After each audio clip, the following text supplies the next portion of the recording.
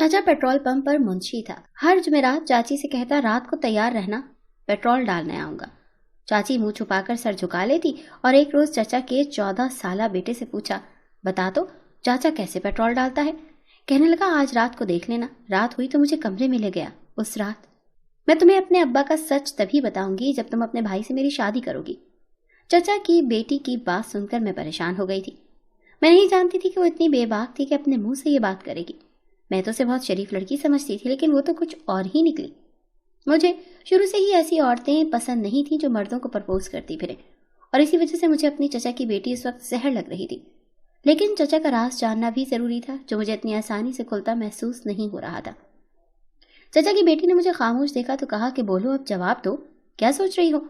मेरा दिल तो किया कि एक जोरदार थप्पड़ उसके मुंह पर दे मारूं, पर फिर मैंने सोचा कि जिस लड़की को खुद अपनी इज्जत की परवाह नहीं, मैं भला क्या कर सकती हूँ। फिर अचानक मेरे जहन में एक शैतानी मंसूबा आया। मैं हौले से मुस्कुराई और आगे बढ़कर चचा की बेटी को गले लगा लिया। वो हल्का सा कसमसाई, उसका चेहरा शर्म से सुर्ख पड़ गया था।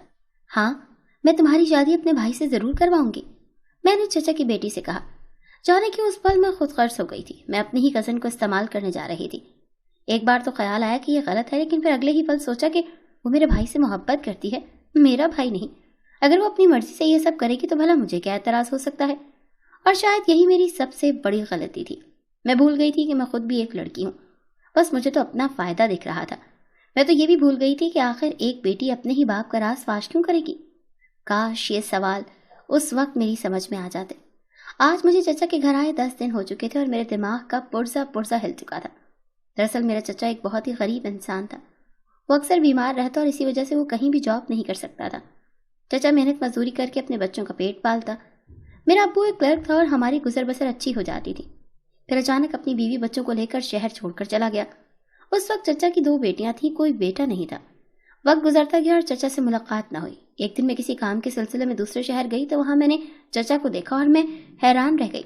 पहले तो मैंने चचा को पहचाना ही नहीं। चचा की सेहत पहले से अच्छी हो चुकी थी और चचा किसी सेठ से बात कर रहा था।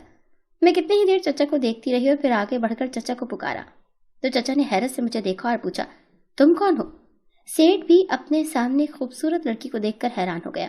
मैं उस सेठ को जानती थी, ये प्रॉपर्टी डीलर ही था, लेकिन चचा उसके साथ क्या कर रहा था ये हैरान कुन बात थी। चचा की बात सुनकर मैंने कहा, चचा मैं आपकी भतीजी। ये सुनकर पहले तो चचा हैरान हुआ और फिर खुश होकर मेरे सर पर हाथ रखा और कहा कि जल्दी चलो, फिर घर चलते हैं।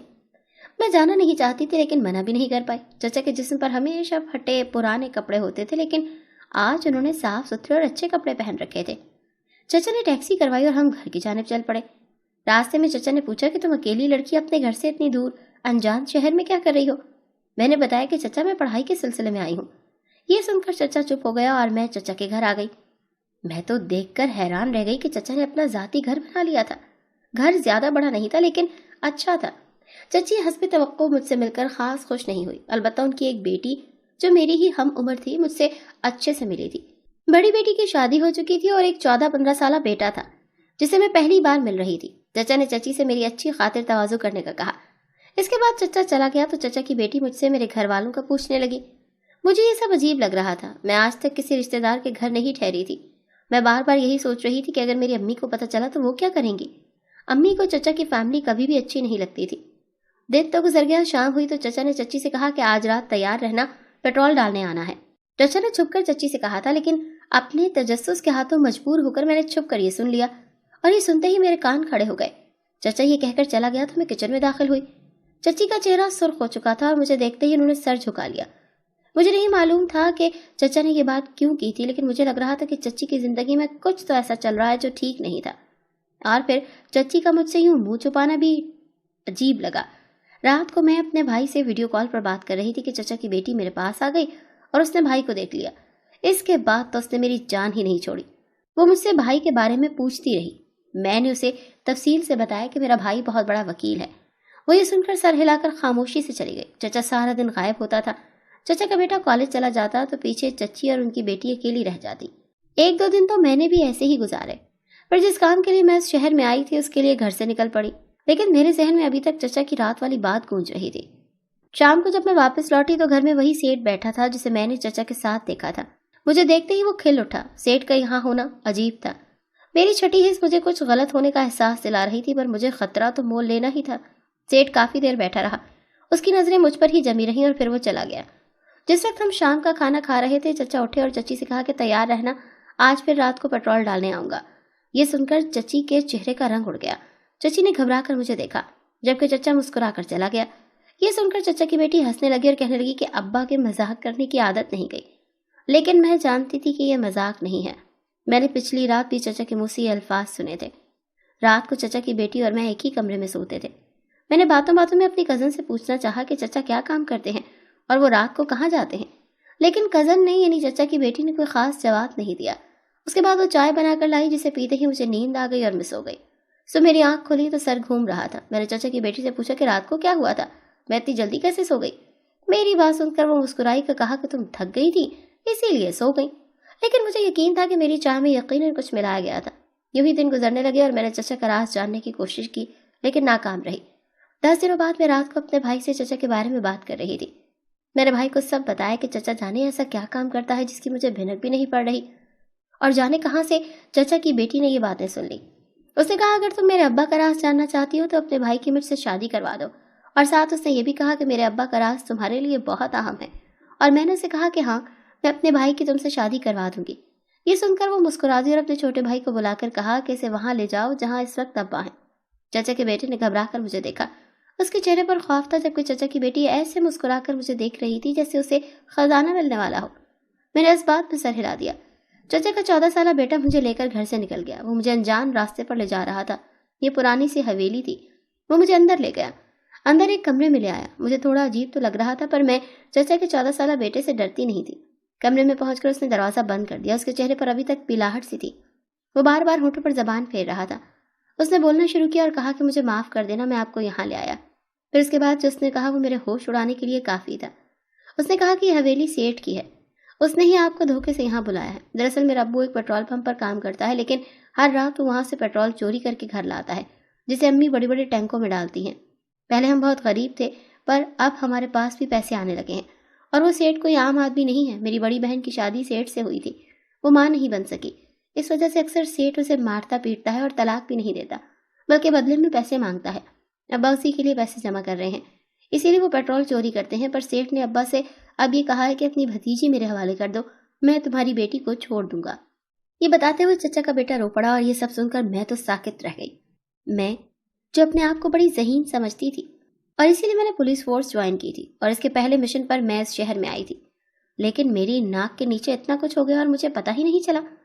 मैं अभी खामोशी खड़ी रही जब चचा के बेटे ने कहा कि सेठ के आने से पहले यहाँ से भाग जाओ। मैंने इस बात में सर हिलाया और चचा के बेटे को एक नंबर लिख कर दिया और कहा कि इस नंबर पर फ़ोन करके मेरा एक पैगाम पहुँचाओ। वो वहाँ से चला गया और अब मुझे चचा के खिलाफ सबूत चाहिए थे। मैं हवेली से निकल रही थी जब सेठ वहाँ पहुँच गया। मैंने भागना चाहा, लेकिन मैं पकड़ी गई। सेठ के आदमी ने मुझे एक बड़े से कमरे में कैद कर दिया। सेठ मेरे पास आया और कहा कि जब तुम्हें पहली बार देखा था ना, तभी मैं अपना दिल हार गया था, और तभी मैंने सोच लिया था कि तुम्हें हासिल करके रहूंगा। सेठ की शैतानी निगाहों से मुझे खौफ आ रहा था, पर मुझे मजबूत बनकर रहना था। सेठ की मेरी ठोड़ी पकड़कर मेरा चेहरा ऊपर किया, और इससे पहले कि वो कुछ गलत हरकत करता, मैंने अपनी पूरी ताकत से टांग सेठ के सीने पर दे मारी। वो दूर जा गिरा। मैं यहाँ से भागना नहीं चाहती थी, बल्कि अब मुझे इंतजार करना था। सेठ ने उठकर एक जोरदार थप्पड़ मेरे मुंह पर मारा, जिससे मैं नीचे गिर गई। तुम्हारी इतनी हिम्मत कि तुम मुझे धक्का दो? सेठ किसी बदमस्त हाथी की तरह मुझ पर बरस पड़ा। उसने मुझे काफी मारा। मेरे पूरे जिस्म पर नील पड़ गए थे। जब सेठ थक गया तो चला गया और मैं रो पड़ी। मैं जानती थी मैंने जो रास्ता चलना था वो इतना आसान नहीं था। मुझे ऐसे ही मजबूत बनना था। मैं जानती थी मेरे लोग किसी भी वक्त यहाँ पहुंच जाएंगे, पर ऐसा नहीं हुआ। अब तो मेरी उम्मीद टूटने लगी थी। मुझे यहाँ कैद हुए 2 दिन गुजर गए थे। मैं सेठ की शैतानियत से बची हुई थी, इतना काफी था। और फिर तीसरे दिन सेठ आ गया और उसने मुझे कहा कि तुम मुझसे निकाह करोगी या बिना निकाह के मेरे साथ रहोगी। मैंने कुछ सोचते हुए कहा मैं निकाह करूंगी। ये सुनकर सेठ खुश हो गया और शाम को निकाह का बताकर चला गया।